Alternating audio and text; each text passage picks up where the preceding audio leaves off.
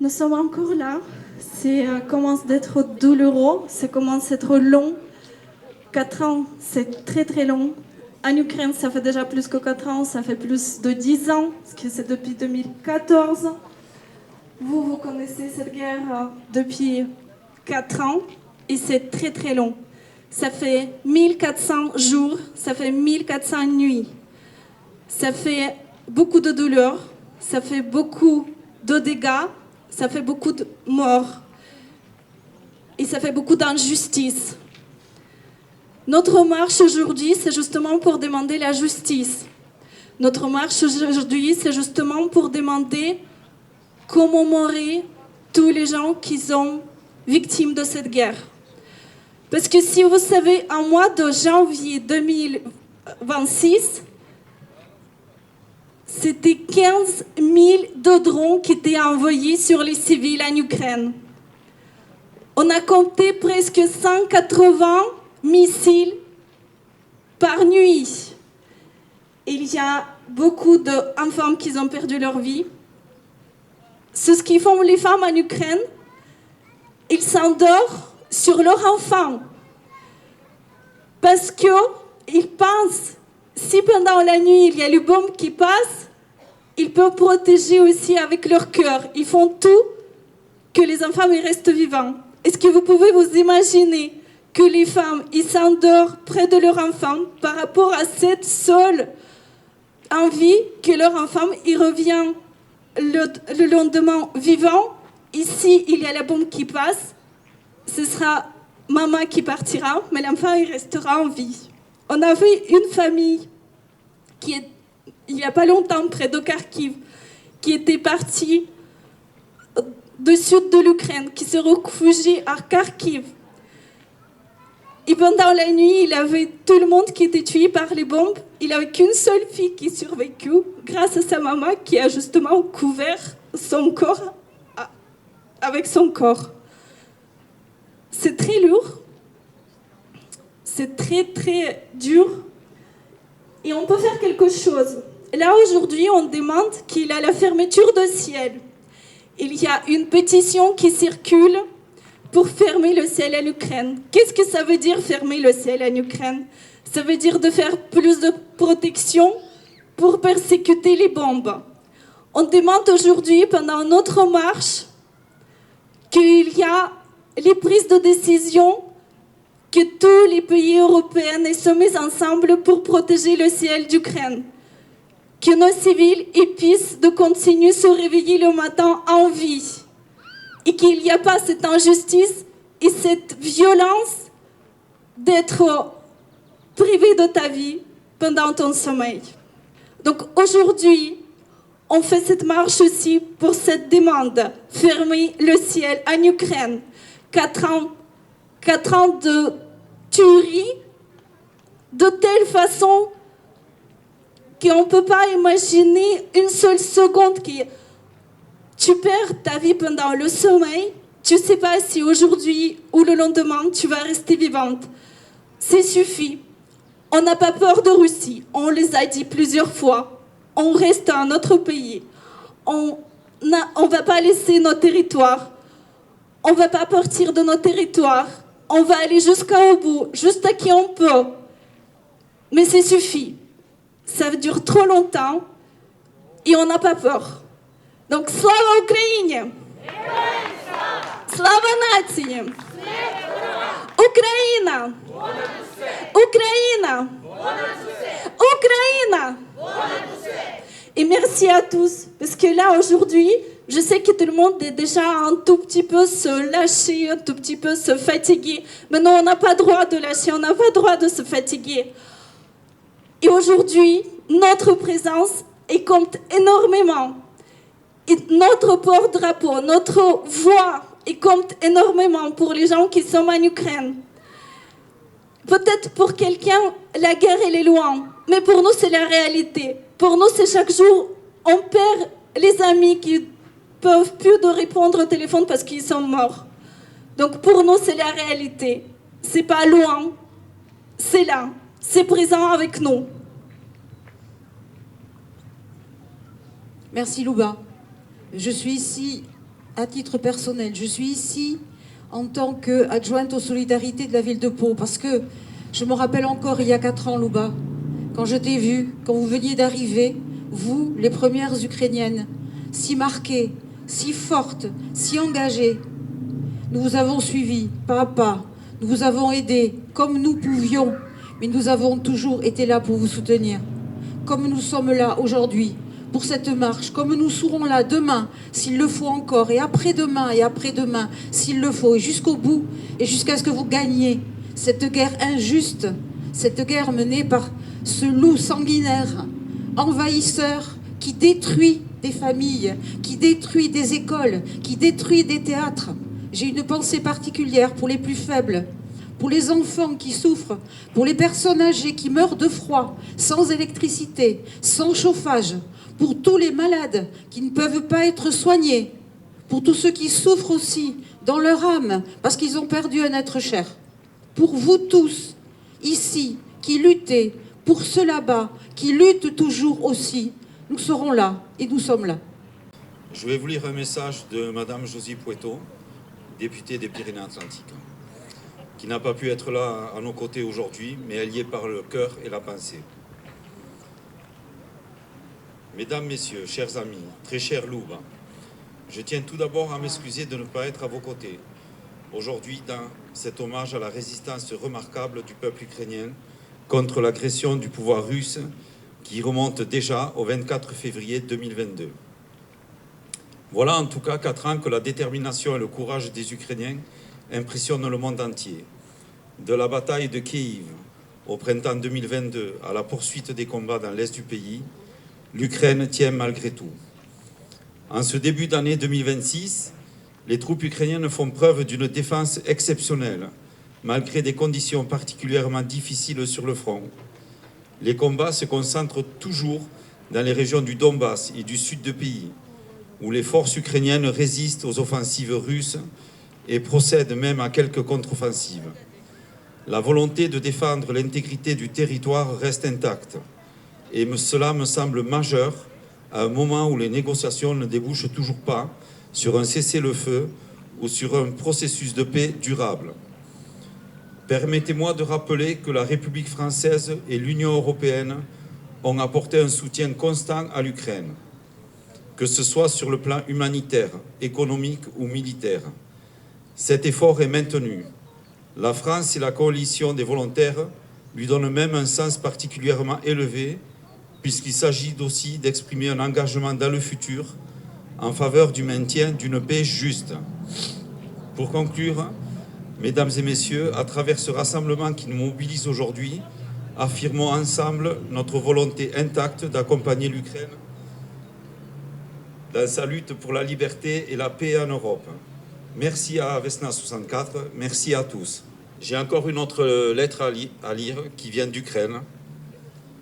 C'est Tetiana Turchenkova, c'est la présidente du Fonds international caritatif Sans frontières, avec qui nous travaillons depuis bientôt 4 ans. Chers amis, 4 années de guerre à grande échelle, 4 années qui ont changé des millions de vies. De quoi parler après 4 ans? Que dire au monde?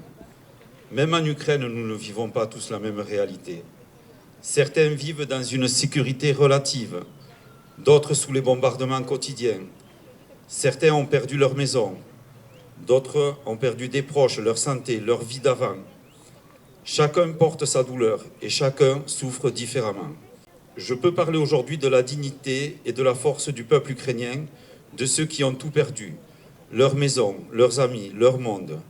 Mais surtout, je veux parler des enfants devenus adultes trop tôt, des enfants qui ont appris à reconnaître le son des sirènes avant celui de la cloche de l'école, des enfants qui ont perdu leurs parents, leurs amis, leur maison.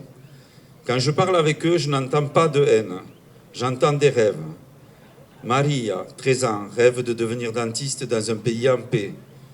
Pauline rêve de retourner à Bakhmout et d'avoir une grande bibliothèque. Yehor veut devenir programmateur et créer des jeux vidéo. Katerina rêve simplement de se réveiller sans peur, avec de l'électricité, de l'eau, Internet, sans devoir courir vers un abri. Victoria veut devenir créatrice de monde et construire sa vie en Ukraine. Alina, elle, rêve simplement de paix.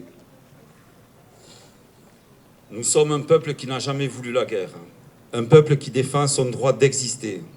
Aujourd'hui, nous ne défendons pas seulement un territoire, nous défendons le droit de nos enfants à un avenir.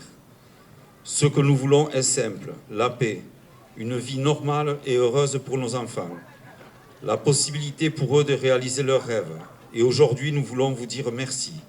Merci pour votre soutien, merci pour votre solidarité et pour votre humanité. Votre aide n'est pas seulement humanitaire, elle soutient la dignité. Elle protège le droit des enfants à rêver et à vivre. Avec les enfants d'Ukraine, nous vous embrassons chaleureusement, avec respect і gratitude. Але я би хотів тепер трошки по-українськи говорити, як хочете, і маєте кілька хвилин. Знаєте Тараса Шевченко? То український поет, якого хотів мав бути почитати, перш ніж нападати на Україну. Я буду прочитати вірш Тараса Шевченко. Заповіт. Я думаю, що всі знаєте. Як умру, то поховайте мене на могилі, серед степу широкого, на країні мелі, щоб лани широкополі і Дніпро, і кручі були видно, були чути, як реве ревучий. Я понесе з України і у синє море кров ворожу. Отоді я і лани, і гори, все покині і полену до самого Бога молитися. А до того я не знаю Бога. Поховайте та вставайте, кайдани порвіте, і вражою злою кров'ю волю окропіте. І мене все мій великий, все мій вольні, нові, не забудьте пом'янути, не злим тихим словом. Слава Україна! Слава нації! Україна! Україна! Україна!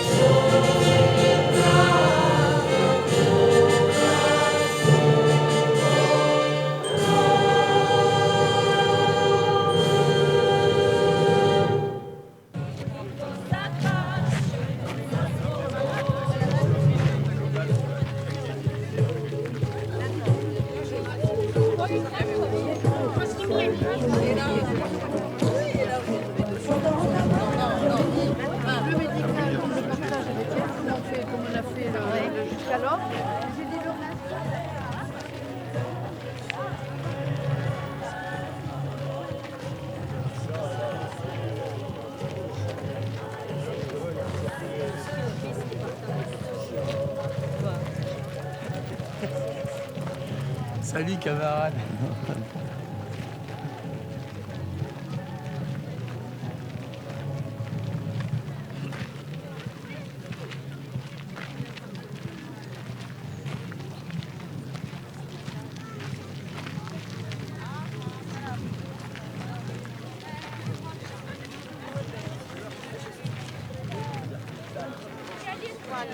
C'est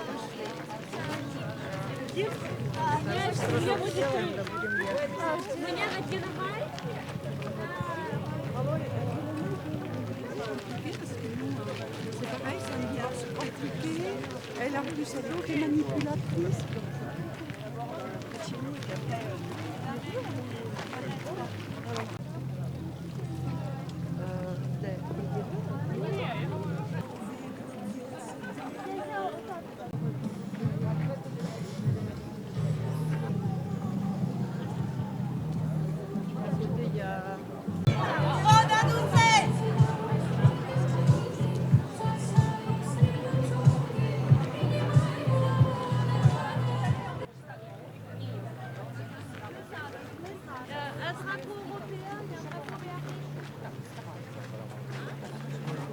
Pour commémorer tous nos combattants, on est conscient aujourd'hui que l'Ukraine est vivante grâce à nos défendeurs qui sont courageux, qui donnent chaque jour la vie. Tous ces combattants-là, ils ont des familles derrière eux. Et pendant qu'ils sont au front, et les familles aussi ils peuvent mourir à cause des bombardements. Et ce qui nous parvient de front, le plus difficile pour son combattant, ce n'est pas perdre sa vie, c'est d'avoir cette nouvelle derrière qu'il y a sa femme ou ses enfants qui étaient morts pendant les bombardements. Qu'aujourd'hui, on rend hommage à tous les gens qui sont morts à cause de cette agression, à cause de cette invasion. Leur mort, c'est Russie qui a provoqué. Qu'aujourd'hui, il faut qu'on sache toutes que tous ces Ukrainiens, ils sont morts à cause de la Russie. Aujourd'hui, on pose des fleurs à tous ces gens qui n'ont pas pu attendre des nouvelles d'eux. Tous ces enfants qui ne pouvaient pas grandir. À tous ces combattants qui sont restés jusqu'à la dernière souffle pour défendre leur pays. Alexandre, je te demande d'aller avec des fleurs. Est-ce que vous pouvez allumer le bougie, s'il vous plaît?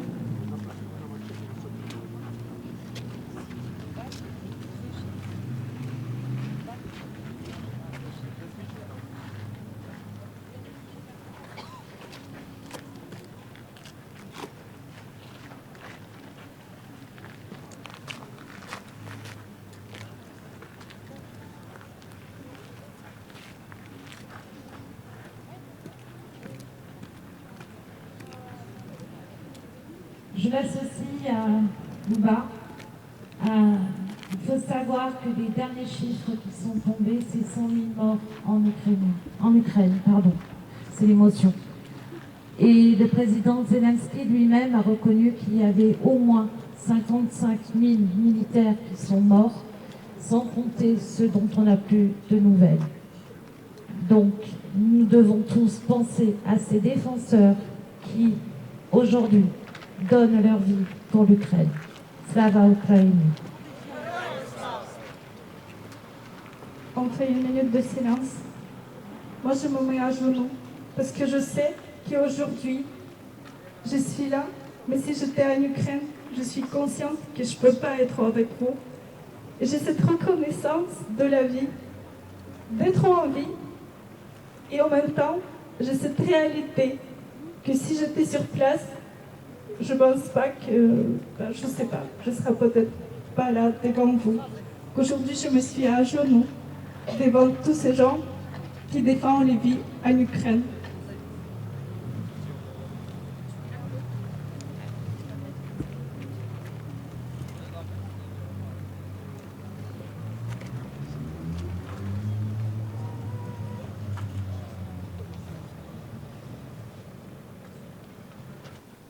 Слава Україні! Героям слава! Слава нації! Смерть ворогам! Україна! Понад усе! Україна! Понад усе! Україна! Понад усе! Де курні дороги вийшли за село, там у журавлихи синє джерело, п'є журавка воду, джерело без дна, п'є журавка воду, воду п'є одна. Шла війна степами та й до білих хат, а у журавлихи троє журавлят. П'є журавка воду, крилоньки згорта, журавель напитись та й не приліта. Не зима крилята, журавель від ран, вже не закурличе, де трава бур'ян. П'є журавка воду, в крилах сивина, п'є журавка воду, воду п'є одна. Там поза степами відцвіли ляни, а у журавлихи виросли сини, виросли крилаті там, де йшла війна. Журавель до неї та й не прилітав. П'є журавка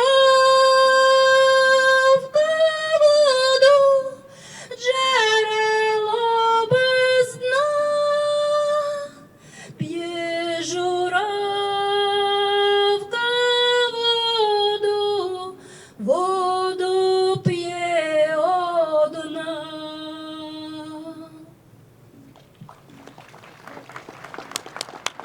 La guerre est continue. Cette nuit, il y a 71 bombes qui est tombée sur l'Ukraine. 71 à une seule nuit. On va jamais baisser les bras. On va continuer notre combat. Toutes ces années, vous connaissez l'Ukraine pendant 4 ans. Nous, on se bat. Ça fait déjà plus que 10 ans. On reste debout. Et on va se agenouiller que devant nos défenseurs. On continue nos combats et on va demander la justice pour l'Ukraine, la justice pour tous les gens qui ont perdu leur vie à cause de l'agression. On va continuer notre marche, on va aller près de la mairie de Pau.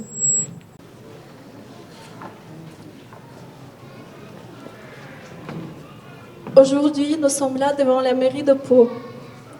Et vous savez, la guerre, c'est horrible. Mais encore, le plus horrible, c'est l'indifférence. Et aujourd'hui, je peux vous dire qu'à Pau, on était soutenus.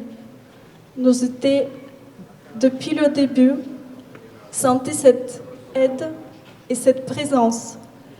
Et quand on fait des manifestations et devant tous les commentaires qui disent « rentrez chez vous » ou que ce n'est pas notre problème ou que c'est loin, je peux vous dire, l'injustice quand elle frappe et qu'on n'agit pas, ça fera plus en plus près d'ici. Donc il faut qu'on agisse ici. Et je remercie de ce soutien, parce que je comprends que ce n'est pas toujours facile de soutenir les gens qui sont loin. Mais les gens qui sont loin, c'est des humains. Il faut qu'on reste humain. Et le plus difficile, en ces 4 ans de guerre, de rester humain et de ne pas fermer les yeux.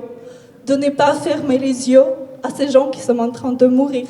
De ne pas fermer les yeux à 20 000 d'enfants déportés Vous imaginez 20 000 d'enfants, alerte d'enlèvement, 20 000 d'enfants qui étaient déportés par la Russie. 360 morts, 360 enfants qui sont morts. Est-ce que c'est possible de l'accepter? Non, jamais. Une cinquantaine d'enfants qui étaient violés pendant la guerre, oui. Il y avait des viols de l'armée russe qui font commis des viols sur les enfants. Est-ce qu'on va les pardonner? Non. Est-ce que c'est loin? Non. C'est très près d'ici. C'est en Europe. Et je peux vous dire à tous, si la Russie, elle prend l'Europe, elle prend l'Ukraine, elle va y aller vers l'Europe. Elle va jamais s'arrêter. Donc non, c'est pas loin. C'est très près. Et restez pas injuste vis-à-vis de cette guerre. L'indifférence, ça tue. Restez pas indifférents.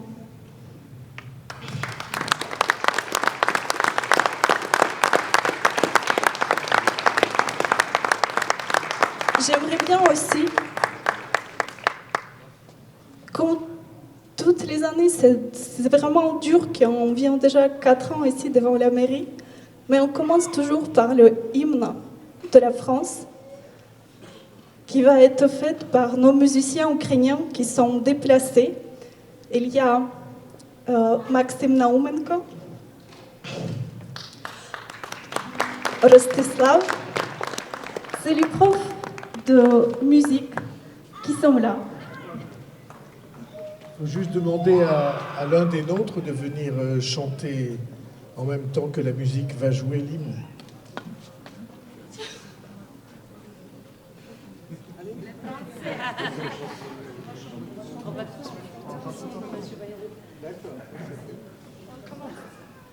D'habitude, on a toujours des ténors.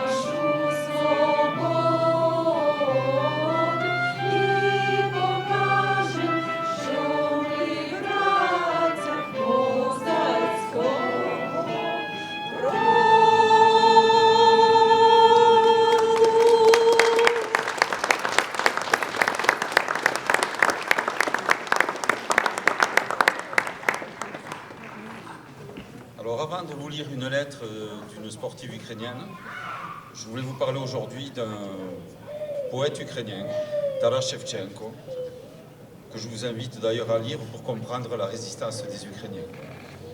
D'ailleurs, Poutine aurait dû le lire avant d'attaquer l'Ukraine. Figure marquante dans l'histoire de l'Ukraine, Taras Shevchenko, poète, peintre, humaniste, marqua le réveil national de son pays au XIXe siècle. Poutine a justifié sa guerre contre l'Ukraine en affirmant que ce n'était pas une véritable nation, mais une simple dépendance du monde russe. Comme il n'existe aucun critère objectif pour définir ce qu'est une véritable nation, l'histoire montre que c'est par leurs actes que les peuples répondent à ceux qui remettent en cause leur existence collective. L'ampleur de la résistance des Ukrainiens face à l'agression des armées russes a fourni une nouvelle preuve de cette loi historique. Maintenant, je vais vous lire la lettre d'une sportive ukrainienne. Chers amis français, la sirène retentit, un son brutal, métallique, insupportable. Pour vous, c'est peut-être un bruit d'alarme. Pour nous, Ukrainiens, c'est la réalité quotidienne, surtout la nuit. Cela signifie une nouvelle attaque, de nouveaux missiles, de nouveaux drones. Cela signifie courir vers un abri, descendre dans le métro, dormir dans un couloir, cacher ses enfants dans la salle de bain. Cela signifie encore une nuit sans sommeil, encore une nuit à jouer à la roulette russe. Et au matin, remercier Dieu d'être encore en vie. Puis s'incliner devant nos soldats qui, au prix de leur propre vie, protègent leur famille, leur maison, notre Ukraine libre. Chaque matin, nous nous posons la même question. Qu'avons-nous fait pour mériter cela? Pourquoi un voisin a-t-il décidé de nous détruire? Nous n'avons pas de réponse. Nous avons des missiles, des villes détruites, des milliers de morts, des disparus, des prisonniers torturés. La Russie ne fait pas seulement la guerre, elle détruit systématiquement. Et en même temps, elle ment systématiquement. Elle parle de libération, elle parle de paix, mais elle envoie des missiles. Elle ne mène pas seulement une guerre militaire, elle mène une guerre de propagande à travers l'information, la politique, la culture et le sport. Aujourd'hui, des compétitions internationales ont lieu en Europe et des athlètes russes sont autorisés à concourir, sous statut neutre. Mais peut-on être neutre quand son pays bombarde chaque jour des villes civiles? Peut-on être neutre quand des enfants se cachent dans des abris? Pendant que certains montent sur des podiums, des athlètes ukrainiens meurent au front, des entraîneurs sont prisonniers, des équipes entières ne peuvent plus s'entraîner chez elles. Je suis sportive, je crois aux valeurs du sport, le respect, l'honnêteté, la dignité. Mais il n'y a pas de neutralité quand les sirènes hurlent. Il n'y a pas de neutralité quand les enfants tremblent de peur. Il n'y a pas de neutralité quand une nation lutte pour survivre. On nous demande parfois, pourquoi parlez-vous seulement de la guerre en Ukraine? Parce que c'est notre maison, parce que nous ne regardons pas cette guerre à la télévision, nous la vivons, nous l'entendons, nous la respirons. Cela ne signifie pas que les autres guerres ne nous touchent pas. Chaque guerre est une tragédie, chaque vie est précieuse. Mais quand quelqu'un d'entre chez vous avec une arme, vous ne restez pas silencieux, vous vous défendez. Nous ne demandons pas la pitié, nous demandons la justice. Nous demandons que l'agresseur soit appelé agresseur. Nous demandons que le sport ne serve pas à blanchir une guerre. Parce que tant que la sirène retentit en Ukraine, la neutralité n'existe pas. Nous parlons pour ceux qui ne peuvent plus parler, pour les enfants, pour les soldats, pour les morts. Nous parlons pour la paix, pour l'Ukraine.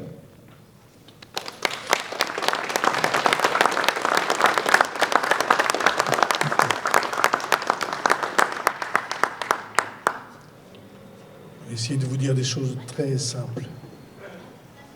Il y a 4 ans, quand après des jours d'avertissement qui n'étaient pas entendus, et il y avait, y compris en France, des responsables politiques qui disaient « mais jamais Poutine n'attaquera l'Ukraine ». Quand, il y a 4 ans, les colonnes blindées russes ont franchi la frontière, nous sommes quelques-uns à avoir compris que le monde basculait. Jusqu'alors,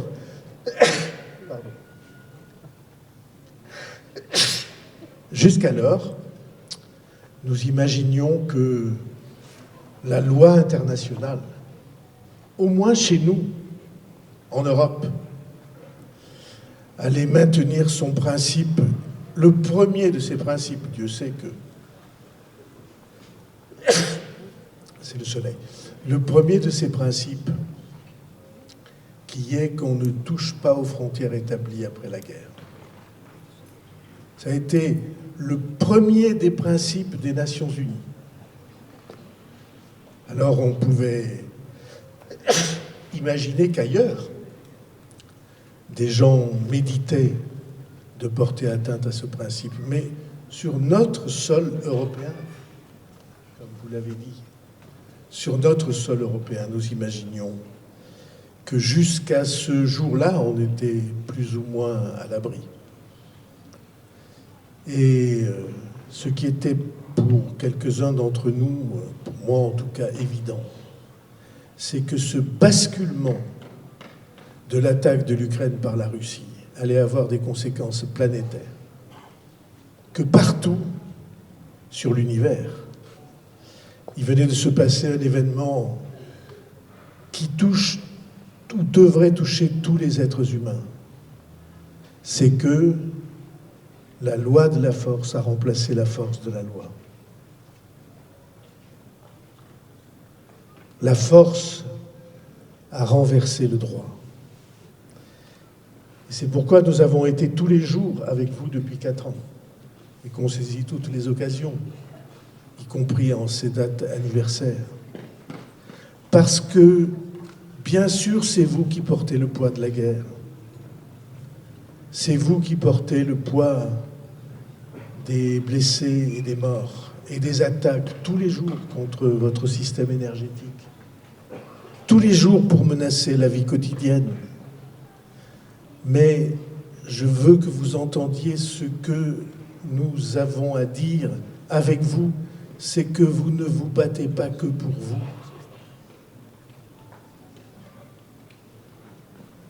Vous vous battez pour nous. Je veux dire pour tous ceux qui, en Europe et dans le monde, croient qu'il y a des principes de justice auxquels on doit obéir tous autant que nous sommes et où que nous soyons. Et les souffrances que vous subissez, et en particulier les enfants kidnappés,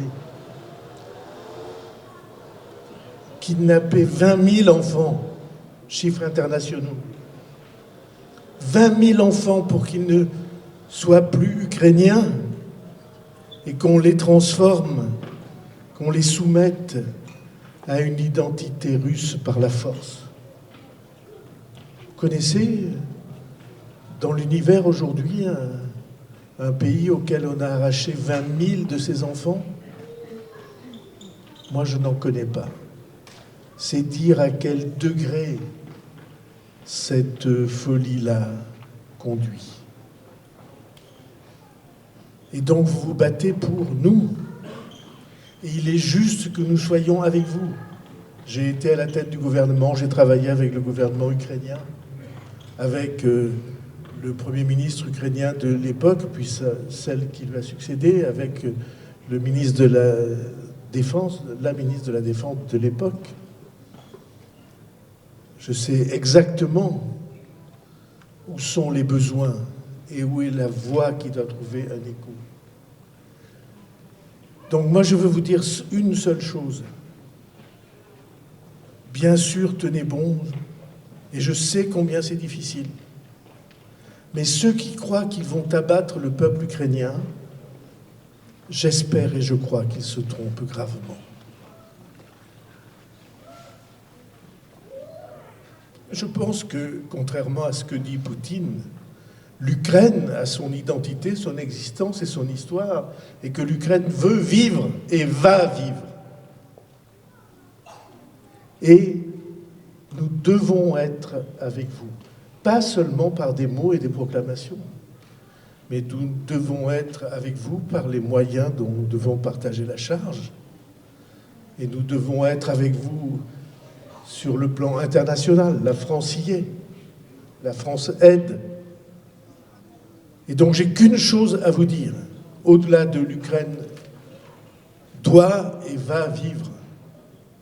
On a tous ensemble à vous dire merci. Merci les Ukrainiens. Merci les Ukrainiennes. Merci aux enfants ukrainiens qui souffrent tout ça. Merci à l'Ukraine. Slava Ukraina.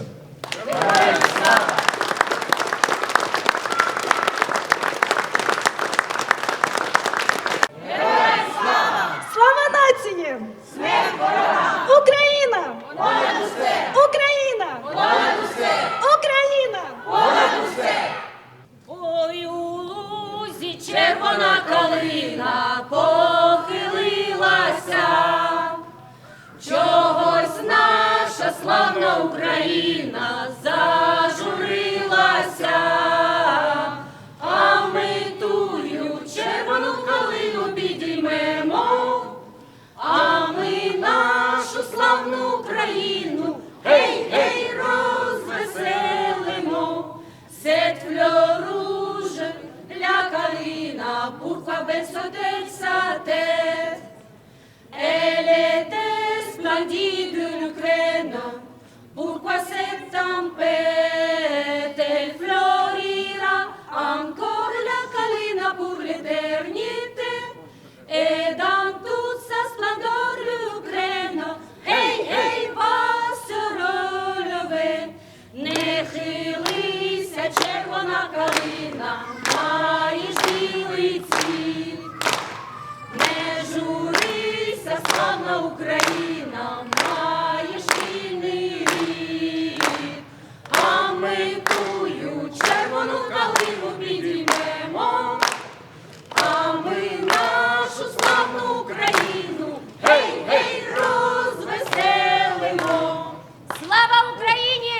Героям слава! Слава нації! Смерть ворогам! Україна! Понад усе! Україна! Понад усе! Україна! Понад усе!